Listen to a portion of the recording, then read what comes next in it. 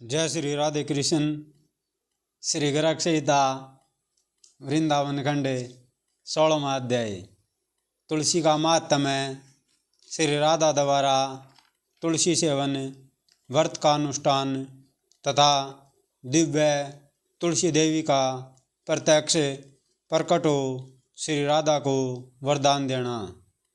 श्री नारद जी कहते हैं, राजन, श्री राधा की बात सुनकर समस्त सखियों में श्रेष्ठ चंद्रान्ना ने अपने हृदय में एक क्षण तक कुछ विचार किया। फिर इस प्रकार उत्तर दिया। चंद्रान्ना बोली, राधे, परम सौभाग्यदायक, महान पुण्यजनक तथा श्री कृष्ण की भी प्राप्ति के लिए वरदायक व्रत है तुलसी की सेवा।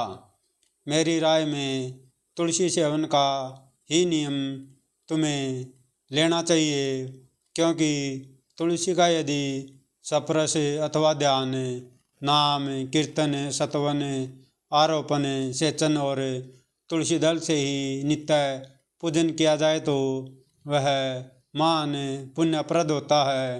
सुबह जो प्रतिदिन तुलसी की 9 प्रकार से भक्ति करते हैं वे कोटि सहस्त्र युगों तक अपने उस सुकृता का उत्तम फल भोगते हैं। मनुष्य की लगाई हुई तुलसी जब तक शाखा, प्रशाखा, बीज, पुष्प और सुंदर दलों के साथ पृथ्वी पर बढ़ती रहती है, तब तक उनके वंश में जो जो जन्म लेते हैं वे सब उन आरोपण करने वाले मनुष्यों के साथ 2000 कल्पों तक श्री हरि के धाम में निवास करते हैं। राधिके संपूर्ण पत्रों और पुष्पों को भगवान के चरणों में चढ़ाने से जो फल मिलता है वह सदा एकमात्र तुलसी दल के अर्पण से प्राप्त हो जाता है।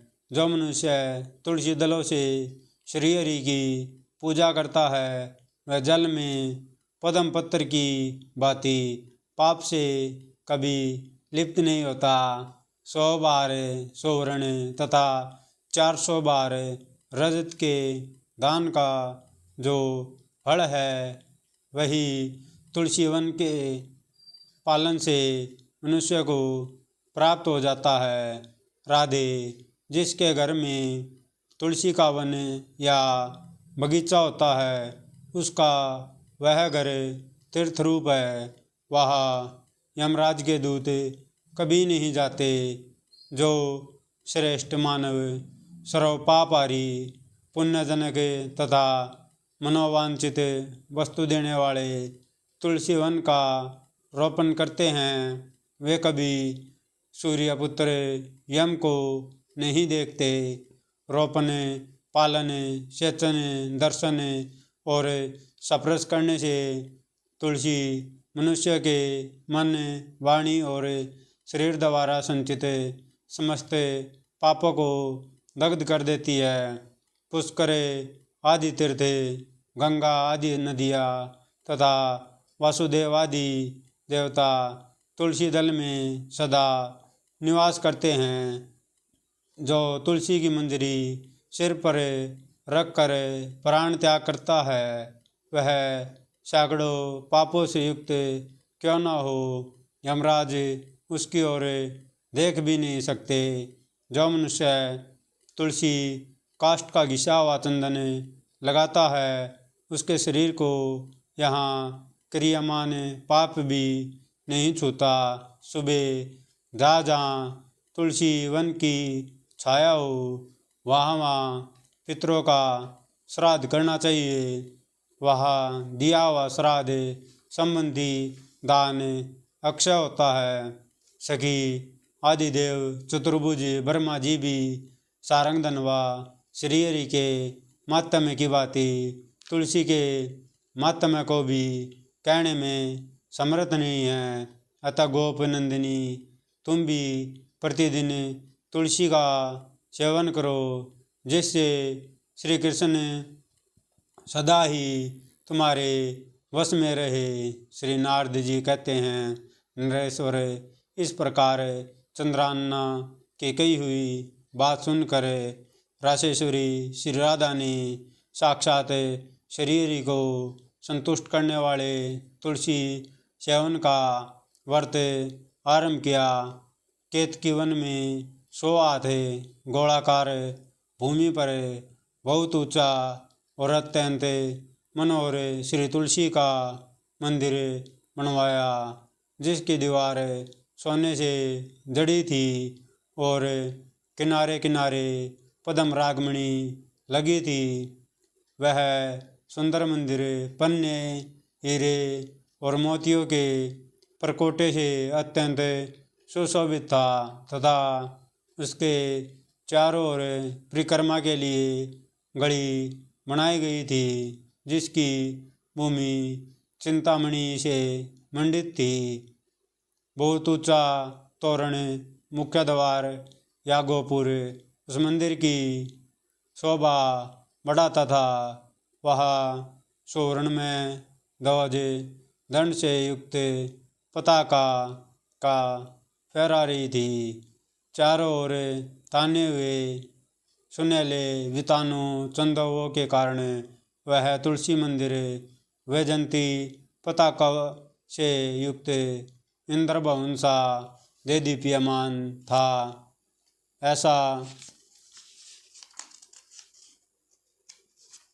तुलसी मंदिर के मध्य भाग में हरे पल्लवों से सुशोभित तुलसी की स्थापना करके श्री राधा ने अभिजीत मुहूर्त में उनकी सेवा प्रारंभ की। श्री गर्ग जी को बुलाकर उनकी बताई हुई विधि से सती श्री राधा ने बड़े भक्तिभाव से श्री कृष्ण को संतुष्ट करने के लिए अश्विन शुक्ल पूर्णिमा से लेकर चैत पूर्णिमा तक तुलसी सेवन व्रत का अनुष्ठान किया। व्रत आरंभ करके उन्होंने प्रतिमास पृथक पृथक रस से तुलसी को सींचा। कार्तिक में दूध से, मार्गशीर्ष में ईख के रस से, पौष में दृक्षार रस से, माघ में 12मासी आम के रस से, फागुन में अनेक वस्तुओं से मिश्रित मिश्री के रस से और चैत्र मास में पंचामृत से उसका सेचन किया। नरेश्वर, इस प्रकार व्रत पूरा करके वृषभानु नंदिनी श्री राधा ने गर्ग जी की बताई हुई विधि से वैशाख कृष्णा प्रतिपदा के दिन उद्यापन का उत्सव किया। उन्होंने 2 लाख ब्राह्मणों को 56 भोगों से तृप्त करके वस्त्र और आभूषणों के साथ दक्षिणादि विदेहराज मोटे मोटे दिव्य मोतियों का 1 लाख बार और सुवर्ण का 1 कोटि बार श्री गर्गाचार्य जी को दिया। उस समय आकाश में देवताओं की धुंधुबिया बजने लगी, अप्सराओं का नृत्य होने लगा और देवता लोग उस तुलसी मंदिर के ऊपर दिव्य पुष्पों की वर्षा करने लगे। उसी समय स्वर्ण में सिंहासन पर विराजमान हरिप्रिया तुलसी देवी प्रकट हुई।